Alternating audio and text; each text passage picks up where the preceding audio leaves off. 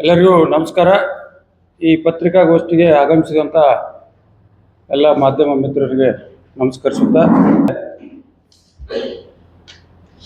ಮೊನ್ನೆ ತಾನೇ ಇದೇ ಪತ್ರಿಕಾ ಭವನದಲ್ಲಿ ರಮೇಶ್ ಬದ್ನೂರ್, ಚಂದ್ರಶೇಖರ್ ರಾಠೋಡ್, ನಾಗರಾಜ್ ಹದ್ಲಿ ಅವರು ಏನು ಪ್ರೆಸ್ ಮೀಟ್ ಮಾಡಿದರು ಅದನ್ನು ಖಂಡನೆ ಮಾಡುತ್ತಾ ನಾನು ಇವತ್ತು ಪತ್ರಿಕಾಗೋಷ್ಠಿಯನ್ನು ಮಾತಾಡ್ತಾ ಇದ್ದೇನೆ. ಮಿಸ್ಟರ್ ರಮೇಶ್ ಬದ್ನೂರ್, ನಿನ್ನ ನಾಲ್ಗೆಯನ್ನು ಹರಿಬಿಟ್ರೆ ಭಾಳ ಹುಷಾರದಿಂದ ಇರಬೇಕಾಗತ್ತೆ. ಯಾಕಂತ ಕೇಳಿದರೆ, ನೀ ಯಾವಾಗ ಹೋರಾಟ ಮಾಡಿ, ಯಾವಾಗ ಪ್ರತಿಭಟನೆ ಮಾಡ್ತಿ, ನಿನ್ನ ಹಕ್ಕನ್ನು ನೀ ಕೇಳಲಿಕ್ಕೆ ಹೋರಾಟ ಮಾಡ್ಬೋದು, ಆದರೆ ಇನ್ನೊಬ್ಬರ ತೇಜವಧೆ ಮಾಡುವಂಥ ಕೆಲಸವನ್ನು ಮಾಡಬಾರ್ದು. ಯಾಕೆ ನಿನಗೆ ಅದು ಅಷ್ಟು ನಿನಗೆ? ಇದೇ 2009-10ರಲ್ಲಿ ನಮ್ಮ ಭಾರತೀಯ ಜನತಾ ಪಾರ್ಟಿಗೆ ಸೇರ್ತೀನಿ ಅಂತ ಅದೇ ಚಿರಂತಿಮಠ ಸಾಹೇಬ್ರ ಕಡೆ ಕೈ ಕಟ್ಕೊಂಡು ಬಂದು ನಿಂತು ನನ್ನನ್ನು ಯುವ ಮೋರ್ಚಾ ಜಿಲ್ಲಾಧ್ಯಕ್ಷನ್ ಮಾಡ್ರಿ ಅಂತ ಹೇಳಿ ಕೇಳಿದಲ್ಲ, ಅವಾಗ ಗೊತ್ತಾಗ್ಲಿಲ್ಲ? ಅವಾಗ ಯಾಕೆ ನೀನು ಅಲ್ಲಿ ಬಂದು ಕೈ ಕಟ್ಕೊಂಡು ನಿಂತು ಕೇಳಿ ಯುವ ಮೋರ್ಚಾ ಉಪಾಧ್ಯಕ್ಷರಾಗಿ ನೀವು ಆಯ್ಕೆ ಆಯ್ತು. ಆಯ್ಕೆಗೆ ಏನು ಮಾಡಿದ್ರಿ? 1 ತಿಂಗಳು 2 ತಿಂಗಳದಾಗ ಬಿಟ್ಟು ಬೇರೆ ಕಡೆ ಹೋದ್ರಿ.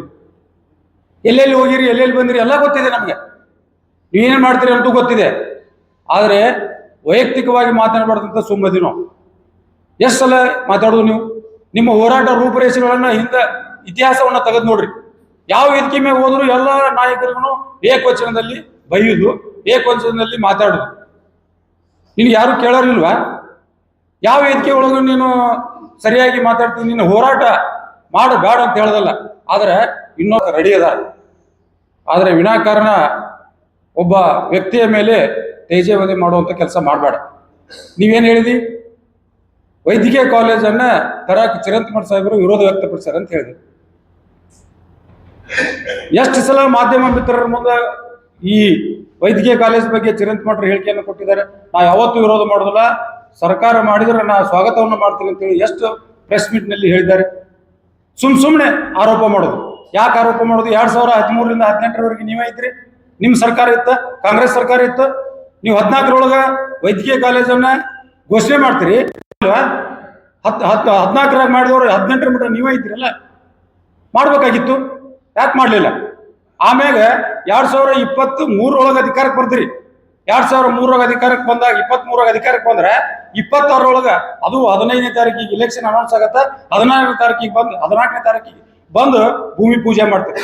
ಇದು ಗಿಮಿಕ್ ಅನ್ಲಾರ್ದ ಮತ್ತೇನಂತಾರ? ನಾವು ರಾಜಕೀಯವಾಗಿ ವೀರಣ್ಣ ಚಿರಂತಿಮಠರು ಯಾವುದೇ ಬಡ ವ್ಯಕ್ತಿಗಳಿಗೆ ಶಿಕ್ಷಣದ ಕೊರತೆ ಆಗ್ಬಾರ್ದು ಅಂತ ಹೇಳಿ ತಮ್ಮ ವೈದ್ಯಕೀಯ ಕಾಲೇಜನ್ನು ಸಂಘದ ವತಿಯಿಂದ ತೆಗೆದಿದ್ದಾರೆ. ಅದು ಹೇಳೋದು ತಪ್ಪ? ಆ ಸಂಘದ ಕಾಲೇಜದೊಳಗೆ ಸಂಘದ ವೈದ್ಯಕೀಯ ಕಾಲೇಜ್ ಇದೆ ಅಂತೇಳಿ ತಿಳ್ಕೊಂಡು ಸರ್ಕಾರಿ ವೈದ್ಯಕೀಯ ಕಾಲೇಜನ್ನು ವಿರೋಧ ವ್ಯಕ್ತಪಡಿಸಿದ್ರಂತ ನೀವು ಹೇಳ್ತೀರಿ. ಇದು ಯಾವ ಲೆಕ್ಕ? ಈ ರೀತಿ ಮಾತಾಡೋದು ಸರಿಯಲ್ಲ. ನಿಮಗೆ ಇನ್ನೂ ಒಂದು ಹೇಳ್ತೀನಿ. ನಮ್ಮ ಸರ್ಕಾರಿ ಆಸ್ಪತ್ರೆಯಲ್ಲಿ 100 ಬೆಡ್ಡಿನ ಆಸ್ಪತ್ರೆ ಇತ್ತು.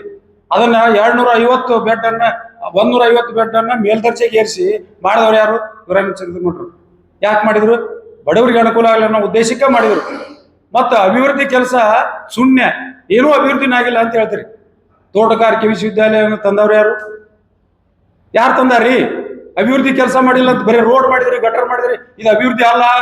ಏನ್ ಮಾಡಿರಿ? ಒಂದು ಗೊತ್ತು ಕೊಡ್ರಿ.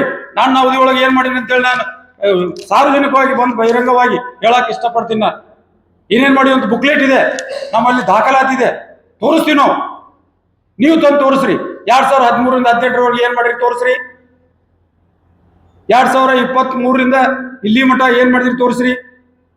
BTD ಒಳಗೆ ಯಾರೋ 3ನೇ ವ್ಯಕ್ತಿ ಬಂದು ಕೇಸಿ ಆಟ ಆಡಕತ್ತಾನೆ, ಅದನ್ನ ವಿರೋಧ ವ್ಯಕ್ತಪಡಿಸ್ರಿ. ಸಂತ್ರಸ್ತರಿಗೆ ಅನುಕೂಲ ಆಗುವಂತ ಕೆಲಸವನ್ನ ಮಾಡ್ರಿ.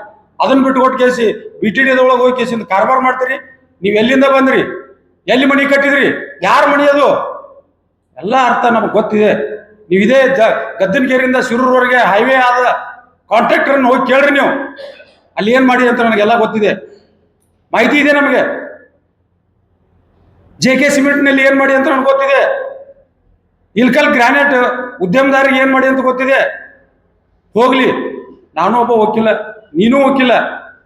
ವಕೀಲರ ನ್ಯಾಯವಾದಿಗಳ ಸಂಘದಲ್ಲಿ ಜಗಳ ಹಚ್ಚಿ 2 ಬಣ ಮಾಡಿದವ ನೀನ.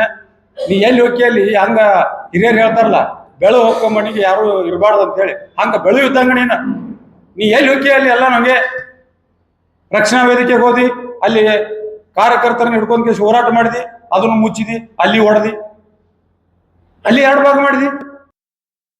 ಆಮ್ ಆದ್ಮಿ ಪಾರ್ಟಿಗೆ ಹೋದಿ, ಆಮ್ ಆದ್ಮಿ ಪಾರ್ಟಿ ಒಳಗೆ ರಾಜ್ಯಾಧ್ಯಕ್ಷರು ಮಾಡ್ರಿ ಅಂತ ಹೇಳಿ ಕೇಳಿದಿ, ರಾಜ್ಯಾಧ್ಯಕ್ಷರು ಮಾಡ್ಲಾರ್ದ ಅದನ್ನ ಬಂದ್ ಮಾಡಿ ಕೀಲಿ ಹಾಕಿದಿ. ಅದು ನಿನ್ನ ವೈಯಕ್ತಿಕ ಆಫೀಸಿನ ಮೇಲೆ ಆಮ್ ಆದ್ಮಿ ಪಾರ್ಟಿಯ ಚಿತ್ರವನ್ನು ತೆಗೆದು, ಕಸಬರ್ಗಿ ಚಿತ್ರವನ್ನು ತೆಗೆದು ಕೆಸಿಂದ ಅದನ್ನ ಕಾರ್ಯಾಲಯ ಅಂತೇಳಿ ಮಾಡ್ಕೊಂಡಿ. ಇವತ್ತಿಗೂ ಕೂಡ ನೀವು ಹೋದ್ರೆ ಅಲ್ಲಿ ಆ ಕಸಬರ್ಗಿ ಚಿತ್ರಣ ಐತೆ ಅವ್ರ ಆಫೀಸಿಗೆ. ಈ ರೀತಿ ಮಾಡೋದು ಎಷ್ಟು ಸರಿ? ಜನರಿಗೆ ನೋಡ್ತಾರ, ಅವರು ಯಾರು ಹೆಂಗಿಲ್ಲ ಅಂತ ನೋಡ್ತಿರ್ತಾರೆ.